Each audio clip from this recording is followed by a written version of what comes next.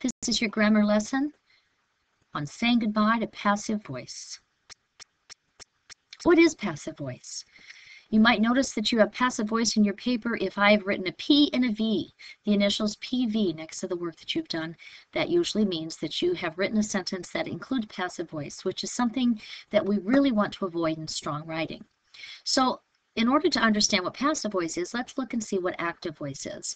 Whenever a verb shows the subject or the actor of a sentence doing something, the sentence is an active voice. For instance, Mary ate a delicious cupcake. Mary is the subject, ate is the verb. Mary is acting on what the verb is describing. So therefore, this is an active sentence. When the subject or the actor is either missing in the sentence or at the end of the sentence, we call that sentence passive. This is an example of it being buried or at the end of the sentence. The cupcake was eaten by Mary. At first glance, it looks like the cupcake is the subject of the sentence. However, if we go all the way to the end of the sentence, we see that the cupcake is not doing the eating. Mary is doing the eating. Mary's the subject. She's acting on the verb. Unfortunately, we've buried her all the way at the end of the sentence.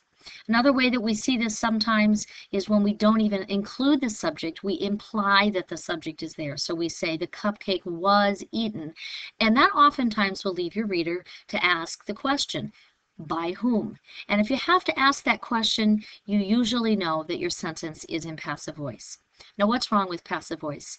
Unfortunately, we see it everywhere. It's a strategically used tool, and oftentimes you'll see politicians use it. You'll see it used in journalism. You'll also see passive voice used when we don't know who the actor is, but we know that there was an action that was performed. Someone performed an action, but we don't know whom, so we just decide to leave it out. Well, we avoid passive voice when at all possible because it is dull, it is boring. It doesn't use strong verbs, and therefore it's not interesting. Another reason that we avoid it is because we're putting the subjects in the end of the sentence, or we're deleting them. We're making them essentially invisible. And there might be reasons why we want to do that, but definitely in good, strong writing, we don't want to do that. We want the subjects to be vivid and active and alive. We don't want them to be hidden. We don't want them to be invisible. And one more reason we don't like to use passive voice often is that it is not very precise. It misses the point. You're not able to get the point across nearly as clearly if you don't use active voice. So who does use passive voice? Well, as I said before, usually we're going to find politicians and government officials who want to make a statement, but they don't want to do any obvious finger pointing. Self-preservation is a powerful thing. Here's an example.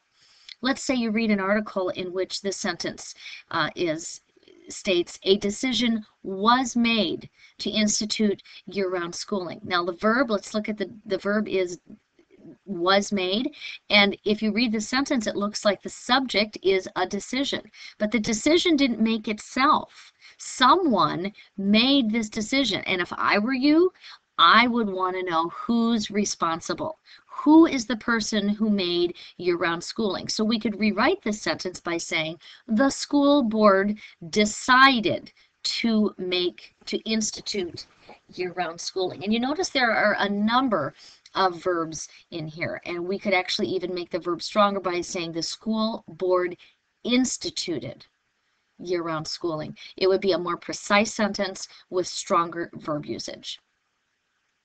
How do we avoid it?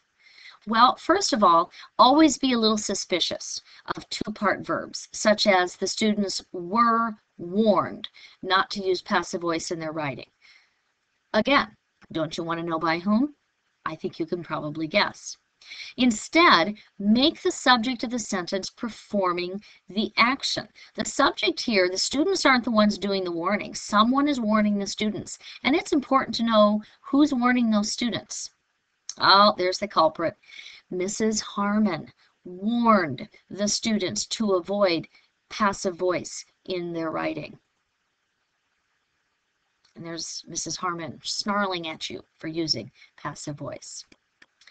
Another way that we can avoid passive voice is to really pay attention to diction, really pay attention to the words that we use. Use vivid and lively verbs. So in other words, instead of using a normal verb like warned, we could use something even more powerful, providing that it actually does convey the meaning you want it to convey. An example would be Mrs. Harmon admonished the students for using passive voice in their writing. Now, obviously, we're changing the meaning just a little bit. One is warning ahead of time, and admonished sounds like it's after the fact. So you do have to choose the appropriate verb for the situation. But definitely, admonished is a much stronger word even than warning, if that is indeed your meaning.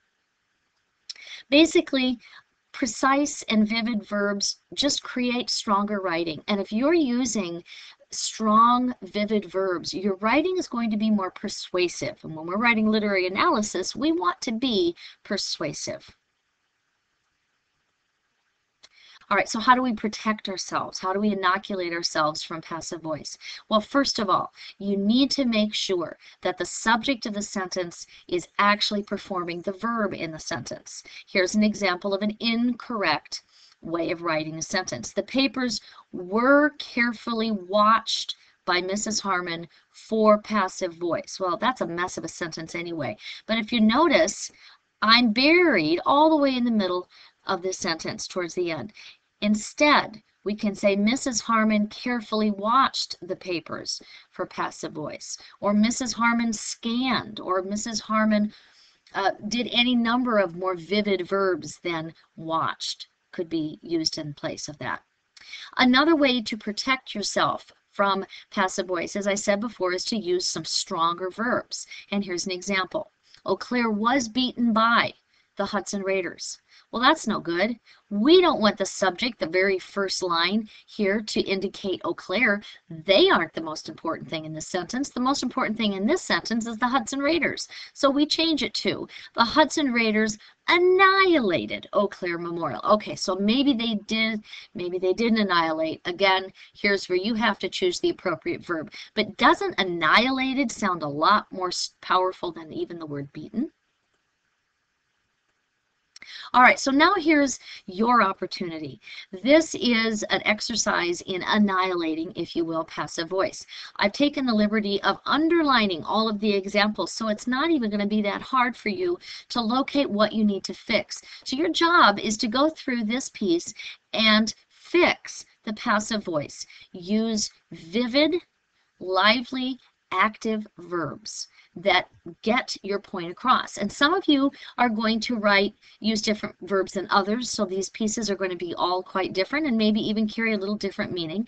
But because it's sort of a shot at creative writing, you get a little bit of a license there. So your assignment now, after watching this lecture, is to rewrite this paragraph using active voice. Good luck.